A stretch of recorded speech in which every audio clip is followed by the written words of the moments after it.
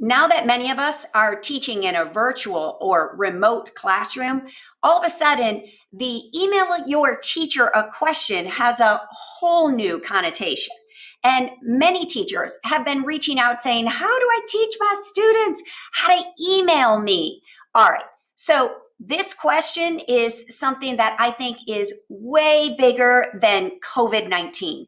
In other words, teaching them how to do this is a lifelong skill. And so we've got to first start with this is a type of writing. This is purposeful, authentic writing. And they're going to use these habits and skills you teach them for the rest of their life. So we want them to understand that they're not texting their teacher. They're not delivering a friendly letter to their teacher.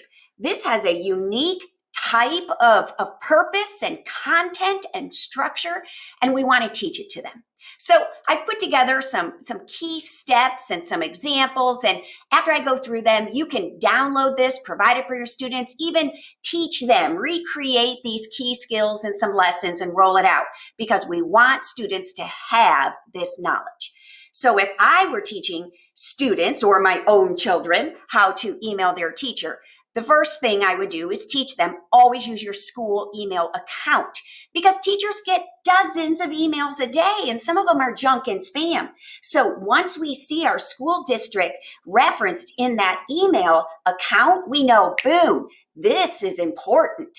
The second thing we need them to do is be real conscious of their subject line. We don't want them to say hello.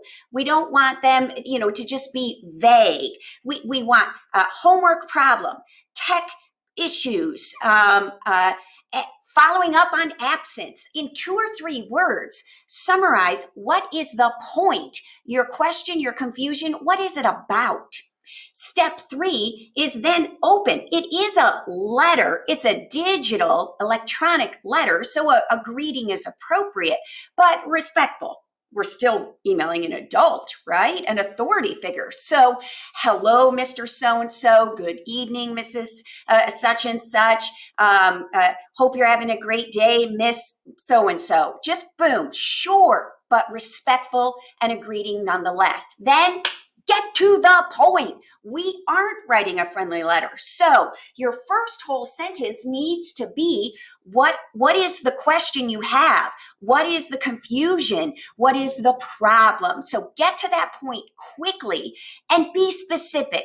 Don't say, I need help with the science assignment. Well, now wait a minute. The teacher has many science assignments. Which one are you talking about? What class period what grade are you in? Because again, different teachers in different buildings have different types of students. And so we need the kids to be specific.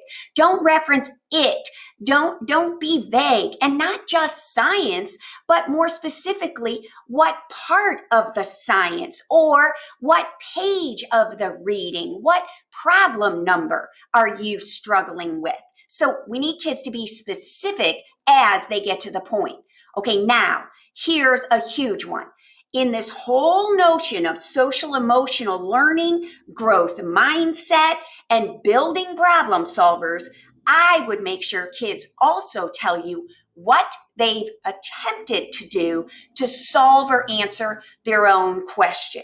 This idea of I've checked my notes, I reached out to so-and-so, I rewatched the video, I've done these things, and I still need some help. That is huge. We aren't their immediate go-to. In fact, that's one of the perks.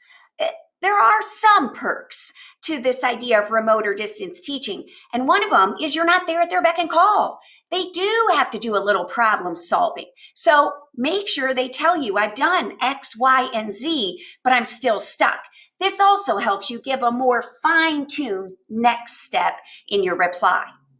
We want them to end respectfully.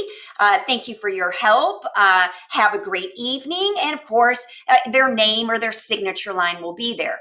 Make sure, like all good writing, before we publish it or hit send, you reread it. Did you spell it correctly? Did you leave out any words? Does it make sense? And if we need to, have a peer, a sibling, or your parents read it. Again, that's just good writer habits. All right, here are a couple follow-up tips, tricks that some of us might also want our kids to understand. First, when they're sending you something long and maybe that paragraph on all the things I tried to do, make it a bulleted list. Isn't that faster to read? And that's part of technical writing and the purposeful nature of this kind of email. So teach them how to use bullets. I would also make sure they're using your standard grammar and spelling and punctuation and not text talk. All right. I would make sure they understand that if they send their email at 10 p.m. on a Saturday night, I might not check it before Sunday evening or Monday. They need to understand that checking back during office hours or school hours or whatever you've deemed as I will be looking at email at these times, we need them to check back, but not to expect that teachers, again, are at their beck and call 24/7. We also need to make sure they have while you wait procedures. What can they do while they're waiting on a reply, an answer, or support? And finally, make sure that after you've taken the time to provide a response or an answer, that they acknowledge it. A simple thank you for your help response lets you, the teacher, know that it made it through cyberspace, they understood it, and they're good to go. This is all just good, authentic, real world writing habits, and I would teach these to your kids.